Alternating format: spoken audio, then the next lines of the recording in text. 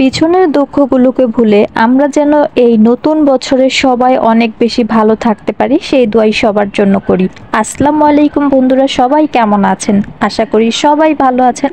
আমিও আল্লাহর রহমতে ভালো আছি। আজকে আরো একটি নতুন ভিডিও নিয়ে চলে আসলাম। সবাই পহেলা বৈশাখের দিন লাল শাড়ি বা সাদা শাড়ি পরে ঘুরতে যায়। আমি কিন্তু পহেলা বৈশাখের দিন পরিনি, আমি পহেলা বৈশাখের পরের দিন পরেছিলাম। এতে কি জাতি আমাকে মানবে নাকি মানবে না, আপুরা এবং ভাইয়ারা একটু কমেন্টস করে জানান তো। যাই হোক, আমি একটু সেজে গুজে লাল শাড়ি পরে তারপর ছাদে আমি চলে এসেছি। অনেক দিন পর ছাদে এসেছি, আর আমার কাছে অনেক বেশি ভালো লাগতেছে। অনেক দিন পর একটু বাহিরে এসেছি, তো আমাকে কেমন লাগতেছে অবশ্যই কিন্তু আপনারা সেটা কমেন্টস করে জানাবেন। আর আপনারা পহেলা বৈশাখে কে কোথায় ঘুরতে গেছেন সেটা অবশ্যই কমেন্টস করে জানাবেন। আর মাশাআল্লাহ, ছাদের গাছে এত সুন্দর আম ধরেছে, আর অনেকগুলা আম হয়েছে, আর সেগুলো দেখে তো আমার কাছে অনেক অনেক বেশি ভালো লাগতেছিল। আম গাছটাও কিন্তু অনেক ছোট, আর এত নিচে আম ধরেছে, মনে হচ্ছে ছোট বাচ্চা আসলে সব আমগুলোই পেরে নিয়ে যেতে পারবে। লেবু গাছটার মধ্যেও দেখলাম ছোট ছোট অনেকগুলা লেবু আসছে। ফুল গাছ হোক আর ফল গাছ হোক, যে কোনো গাছের মধ্যেই কিন্তু ফুল আর ফল আসলে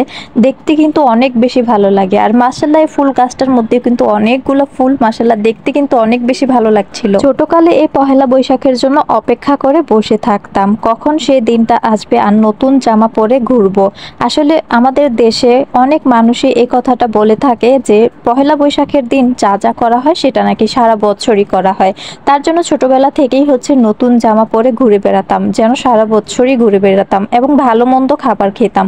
আসলে এগুলো শুধুই কথার কথা, তবে এগুলো আগের রীতিনীতি ছিল আর কি। আচ্ছা আপুরা এবং ভাইয়ারা, আপনাদের এদিকেও কি এই কথাগুলো মুরব্বীরা বলে থাকে যে পহেলা বৈশাখের দিন যা যা করা হয় সারা বছরই তা করা হবে? তবে ছোটকালের সব অকেশন গুলোই কিন্তু আমাদের কাছে অনেক বেশি ভালো লাগতো, সেটা দুইটা ঈদ হোক বা পহেলা বৈশাখ, যে কোনো অনুষ্ঠানের কথাই বলেন না কেন। আর এখন বর্তমানে কোন দিক দিয়ে যে পহেলা বৈশাখ আসে আর কোন দিক দিয়ে যে চলে যায়, সেটা ফেসবুক না থাকলে মনে হয় টেরই পাইতাম না। যাই হোক, ফেসবুকটা আছে বিদায় অনেক খবরই কিন্তু পেয়ে থাকি আমরা সবাই। এখন আর কোনো কিছু মনে রাখতে হয় না, এখন ফেসবুকই সব মানুষকে সবকিছু মনে করিয়ে দেয়। যাই হোক, এই কাঠগোলাপ গাছটা দেখে অনেক বেশি ভালো লাগলো, অনেক সুন্দর কাঠগোলাপ ধরেছে। কাঠগোলাপের ঘ্রাণটা কিন্তু অনেক সুন্দর, আমার কাছে তো অনেক বেশি ভালো লেগেছে। আর এখানে ছিল সাদা গোলাপ গাছ, আর এই টবগুলোতে কিন্তু আরো অনেক অনেক গাছ ছিল।